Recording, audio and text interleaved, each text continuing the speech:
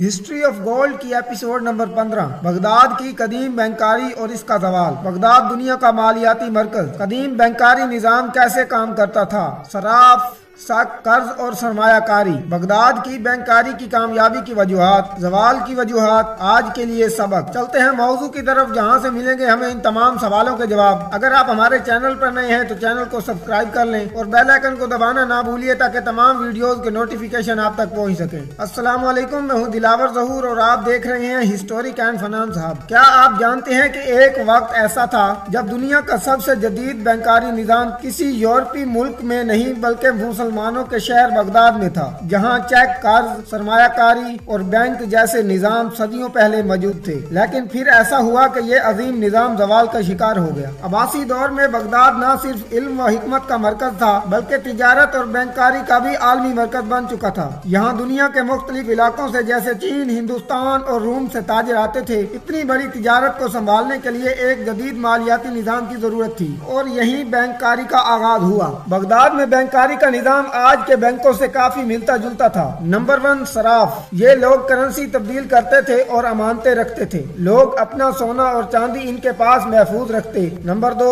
سک۔ بغداد میں سک یعنی چیک کا نظام موجود تھا۔ اگر کسی تاجر کو بصرہ سے دمشق پیسے بھیجنے ہوتے تو وہ نقد رقم لے جانے کی بجائے ایک تحریری چیک استعمال کرتا۔ نمبر 3، قرض اور سرمایہ کاری۔ اسلامی اصولوں کے مطابق بغیر سود کے کاروبار کیے جاتے تھے۔ مزاربہ کے ذریعے سرمایہ کاری ہوتی تھی۔ بغداد کی بینکاری کی کامیابی کی 4 وجوہات تھیں۔ نمبر 1، مضبوط حکومت، عباسی خلافت۔ نمبر 2، وسیع تجارتی نیٹ ورک۔ نمبر 3، اسلامی مالیاتی اصول، سود سے پاک نظام۔ نمبر 4، عوام کا اعتماد۔ یہی وجہ تھی کہ بغداد کا مالیاتی نظام دنیا کے لیے مثال بن گیا۔ اب سوال یہ ہے کہ اتنا مضبوط نظام ختم کیوں ہوا؟ نمبر 1، سیاسی عدم استحکام۔ عباسی خلافت کمزور ہونے لگی، اندرونی بغاوتیں بڑھ گئیں۔ نمبر 2، منگولوں کا حملہ۔ 1258 میں منگولوں کا حملہ بغداد پر ہوا جس نے شہر کو تباہ کر دیا۔ کتب خانے جل گئے، تاجر مارے گئے، بینکاری کا پورا نظام ختم ہو گیا۔ اور نمبر 3، تجارتی راستوں کی تبدیلی۔ نئے سمندری راستے کھل گئے اور تجارت بغداد سے ہٹ کر یورپ کی طرف منتقل ہو گئی۔ بغداد کی کہانی ہمیں یہ سکھاتی ہے معاشرت کا دار و مدار امن اور استحکام پر ہوتا ہے۔ علم اور تجارت ساتھ ساتھ ترقی کرتے ہیں۔ اگر نظام کو محفوظ نہ رکھا جائے تو ترقی زوال میں بدل سکتی ہے۔ بغداد کا بینکاری نظام ایک سنہری مثال تھا جو ہمیں بتاتا ہے کہ مسلمان کبھی دنیا کے مالیاتی لیڈر تھے، لیکن تاریخ ہمیں یہ بھی سکھاتی ہے کہ عروج کے بعد زوال بھی آ سکتا ہے۔ ویڈیو کو لائک اینڈ شیئر کریں، کمنٹ سیکشن میں اپنی رائے کا اظہار کریں۔ ملتے ہیں ایک نئی ویڈیو کے ساتھ۔ اللہ حافظ۔